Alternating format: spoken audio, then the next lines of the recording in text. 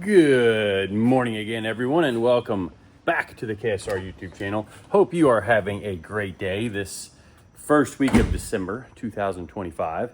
And it's actually nighttime here because, I'm trying to get ahead on this thing early in the week to get some work done because I know the rest of this week is actually going to be pretty tough because Eddie's going to be gone Thursday and Friday because he's going to VIR, Virginia International Raceway, to chase the Champ Car 2025 Championship. He'll be crewing for Chuck and Grant and their NC Miata. But I just know that it's going to be tough to get back here and work on this thing this week. I hear an airplane. Yay. Oh, there they are. I've really got to get back on wrapping up my pilot's license because I love flying. But anyway, let's get through the intro and catch you back up on where we are right now.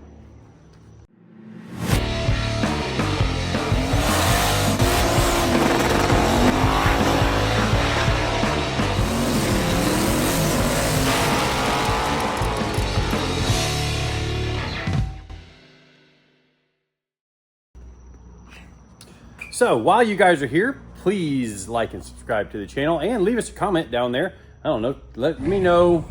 Of course, the air compressor's got to come on and mess up my audio. But anyway, let me know what the temperature is where you are right now. Right here, right now in North Florida, it feels like it's about 85 because the humidity is through the roof. But it's supposed to be colder like the rest of this week. And then it's supposed to be real cold in PRI next week. And I know you guys are mostly here for the Blazer content with Cletus and George, but we've got a ton of other cool stuff happening in the shop. And I'm doing a video every day in December, which I started doing today, like real time. So anyways, hopefully we're still on track for that, but let's get into this thing and show you what all we've got going on tonight. All right, so we start off in a place that's basically where we finished last week. And I had planned to maybe install this other Funkhauser adjustable front leaf spring mount in like off camera, but then I got to thinking about it being a short week, or at least it's gonna be a short available week. It's also my birthday week, so I turned 45 Wednesday? Whenever the 3rd is. I turned 45 on Thursday. So that's my birthday. So it's already been passed by the time this video will have come out. Weird, I'm 44 right now, but by the time you're watching this, I'll be 45. That's kind of a fun little thought. Anyways, if you haven't figured out by now, I can squirrel off on some stuff. Like, ooh, rabbit trail, and rabbit trail, and there's a jet. And yep, that's just me. But I'm gonna lock in on this thing tonight, get this other bucket installed, and then I really want to cut out this cross member, which is going to entail me drilling, grinding, cutting. I'll probably cut through here, cut through there first to get the middle out, and then I'll work on getting each side out. And it should not move with the cross member that I welded in there, my temporary cross member. And if I didn't mention it in the last video, the idea is that there's going to be a tubular cross member here, piece of 1 5/8 chromoly. The shocks will mount off the back side of it. Potentially, the anti-roll bar mounts off the front of it, or the anti-roll bar is going to go under the rear end. Now, I've got a TRZ Girth Brooks builder kit, which I showed you in a previous video. And once I get the leaf springs mounted and the back of the leaf springs mounted, I guess I should have said the front of the leaf springs mounted and the back of the leaf springs mounted. Anyway, once we get that situated, I'll mock up the rear end with our new Funkhauser leaf spring perches, rebuild the sliders that are over there, kind of dirty in the bucket, and then we'll send those out for either a zinc coating or maybe get those powder coated. Maybe I'll just get them powder coated. But that will handle the rear end mounting, and then we've got TRZ coilover brackets. Gonna have some TRZ upper shock mounts. So a lot of TRZ stuff, a lot of Funkhauser stuff, both great American, made in America companies. And we are proud to have their stuff on the Blazer. Anyways, I've jabbered enough. It's time to get to work.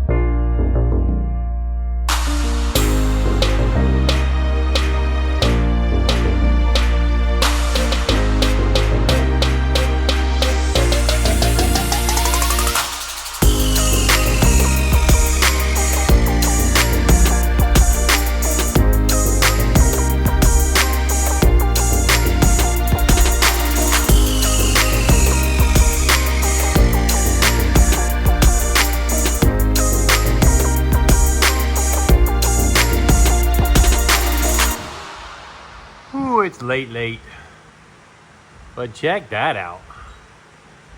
Doesn't that look kind of cool?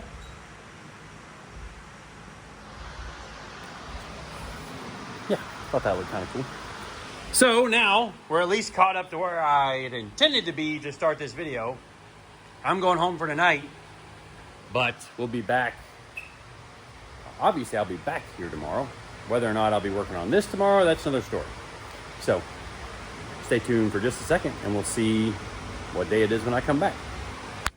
Boom! Just like that, we're back.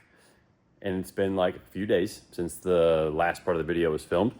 But a couple things that I wanted to talk about that went on in the time lapse. You guys might have noticed me bonking on the frame a little bit, and that was to set the angle like this way on getting the leaf spring lined up, because we showed in the video when we put this side on how good it lined up underneath the, you know, the rear spring perch, like basically that thing swept right up. Well, we wanted to make sure that this was like, this side was the same. And this is kind of a tip for you guys that are maybe doing this yourself. Or it's, I guess, definitely a tip for you guys that are doing this yourself. but you want to kind of make sure they line up before you make anything permanent. So what I've done is I've mocked the springs up with both of the spacers on the same side, so that when we slide that over and swing it up, it's located in the same spot on the frame in relation to the frame rail as it was on this side. Because obviously, if you get that welded on there and it's crooked, you're going to have one spring that's wonky this way, and who knows where the other spring is and all that stuff. But we used the spacers on the inside on both sides so that everything was the same there. And then we also busted out our little trusty digital angle cubey thing. I like to use this thing a ton. And we also set the spring buckets to where, they're, let's say 1.5 there. It read 1.45 and then 1.55. That side, 1.6. Just a second ago, 1.5. So you want to make sure that's level so that, as you're raising the springs up and down in the chassis, you're doing the same thing to both sides, and you're not moving. Like if this bucket is angled, well, when you go up a hole, you're actually dragging the front of the spring eye forwards or backwards in the chassis, and that's not good. Which, does all this stuff matter on something like this? Can you drive around it? Yes. If we can put in a few minutes of extra work during the fabrication stage and make it better, then that's kind of what I think should be done. And that's kind of the way I do things, and that's probably one of the reasons why things snowball on and take a lot longer than some people think, which honestly, all this stuff takes longer than you think it's going to. It's probably the same in your garage. You go out and you do a 5-minute job, or you think it's going to be a 5-minute job, turns into 5 hours. Can't tell you how many times that's happened. You go, I'm going to change this one thing, and then you break a bolt off, and then you start trying to get the broken bolt out. You break a tap off, and then it's bad. It happens to us all. So, time for me to really get back to work on this thing. And that's going to be cutting this out in the next stage of deconstruction here. And yeah, I'm really wanting to get this thing back to where we're bolting things back together permanently. So, get this cut out, check a couple of fitment issues on the body, and then we're going to put this back together and see if we can get some stuff bolted back together. It's early in the morning, brain's still warming up. So, time for me to get to work.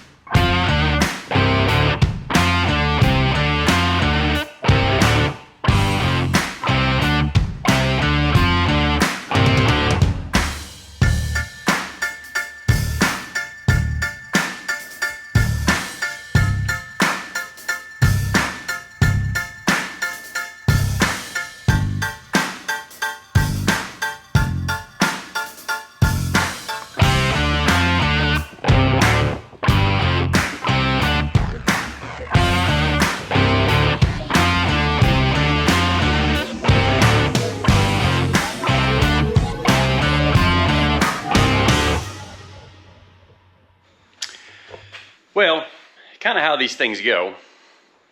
Sometimes you take off down one path and then you end up diverting to another path. And I decided I wanted to mock up the leaf springs in this thing. And so you can see why I'm going to, I'm going to cut these off and I'm going to make a plate that, like basically this will be left. But then we're going to drill some holes through here so that this assembly can be bolted on and we'll be able to play with the ride height. But that's kind of about what we're looking for as far as the location of the spring eye. And we know when it sits on the ground, it's going to come back a little bit farther. But that's about where we want the spring eye in our slider.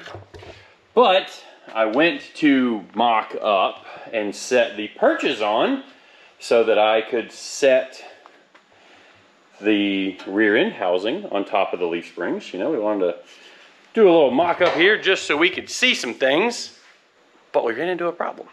And that problem is the bolt head measures 555 thousandths. The hole in the plate measures 500 thousandths. Actually, it's about 510, 520. But there is a fitment issue. And I believe that normally Caltrax machines these down. Because I remember on Soccer Mom, we didn't have this problem. And I remember them being like they machined the sides of these bolts down. But anyways, the easy way for me to fix this would be to just go chuck it in the lathe and, you know, spin it off of there nice and easy. But I didn't want this project to be something that you guys didn't think you could do at home. So, show you something that we've had to use in the past, or a way that you can kind of get some lathe type results without having a lathe like we do here. And basically, we got a cordless lathe. So I'm going to leave this running real time, and I'm going to set the camera back up and show you how we can make this work. I don't think it's going to take very much, because I mean, we literally don't need all that much on there. Basically, we're just going to try and take off the, I don't know, there's like little serrations on the outside of there. So I'm just going to spin it, and then I'm going to grind it.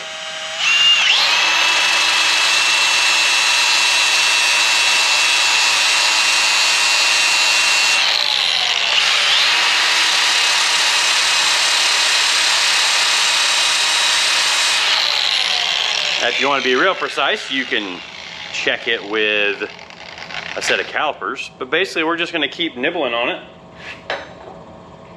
until it fits in the bracket. See, we're close.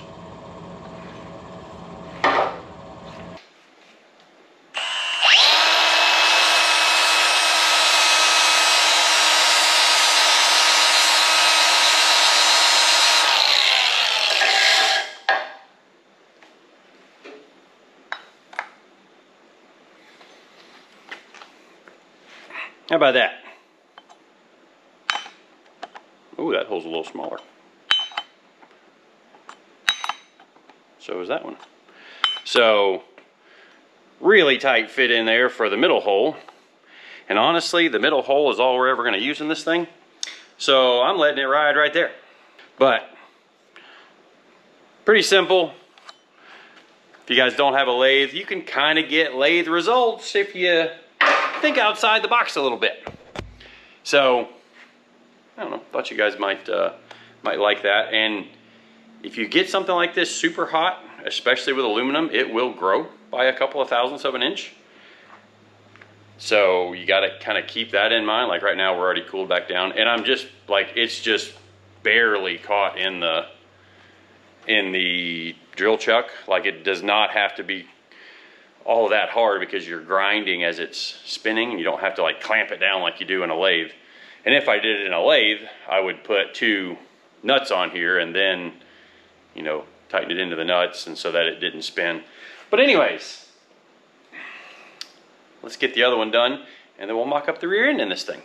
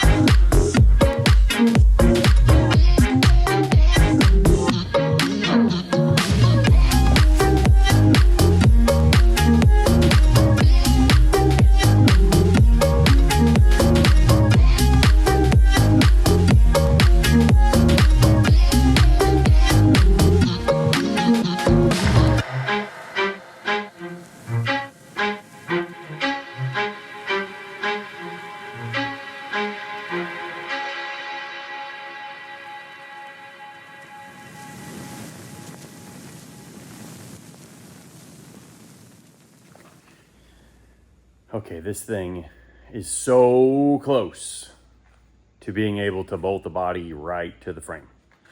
I've got a couple more spots in the middle, which I kind of wanted to work on them anyway. Like maybe you can see that reinforcement piece up in there. Not that piece, that's shrapnel for me cutting something off. But that thing right up in there, we need to get rid of that. And you can see I've only got that much gap left. And it's kind of like a, you know, dangling a bone out in front of a dog. Like I got to make it happen now. I'm so close. So close. So there's a couple other spots, like there's a spot where it's hitting the floor right there. And you can kind of see where there's that body support. I need to work on it a little more up there to get around the body mount, but it's even closer up there. And this spot right here, we're gonna talk about a little bit. So you see it's right by where the spring bucket hits the frame. And we come around here, and that is where, let me actually show my hand here. This is where we're working with. So it's this bend up right here. Well, that, through that hole right there, that's the frame. And you can see that this part of the floor is the rustiest part in here. And actually this was replaced right here. So this thing must have got some water in it at some point in its past. But I wanted to triangulate from this joint down to the frame. And I'm going to be able to do a whole bunch of stuff here by trimming that out to get rid of some of the rust, weld a bar from this joint down to the frame. So we really triangulate the frame back there because, you know, let's be real, these things are kind of floppy. Like it's a C-channel factory GM frame. But we're going to reinforce it with some chromoly tubing. And in doing, you know, that down to there, that's going to tie right to where the front of the leaf spring bucket is. And then we're going to go from up high down to the new shock cross member. But before we do that, we're going to completely cut out those plates that tie welded in to land the roll bar on, right where that piece of wire is going through. So we're going to cut out all of that. We'll patch where the old anti-roll bar holes went through, or where the anti-roll bar went through the floor, because it's not going to be up inside the cab anymore. At least I don't think it is. It still may be, you know. But this, so this crotch member right here is actually going to get cut out because we don't need that anymore, especially once we put our own shock cross member in back here. The bar will come up, you know, at an angle to go up towards the main hoop. And then that's going to be super, super sturdy to triangulate this back like and right on top of where the shock mounts are. And, you know, the shock mounts are grabbing a hold of the rear end movement and the suspension movement. So it's very important that that doesn't flex, because any flex you get in that is, it's a different movement in your suspension than what your shock valving is controlling. So we like to have everything under control. We want this thing to be smooth and fast and consistent. I mean, I say fast. 850s is pretty fast. I kind of think it's gonna do something that's way faster than that.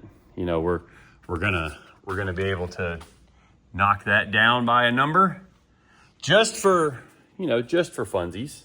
Not that it will race there all the time, because the faster you go, you know, the more you're leaning on stuff, the more work it becomes to run these things.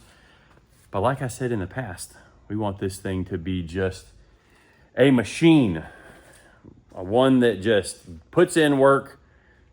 It's no drama, goes out there, makes lap after lap after lap without having problems.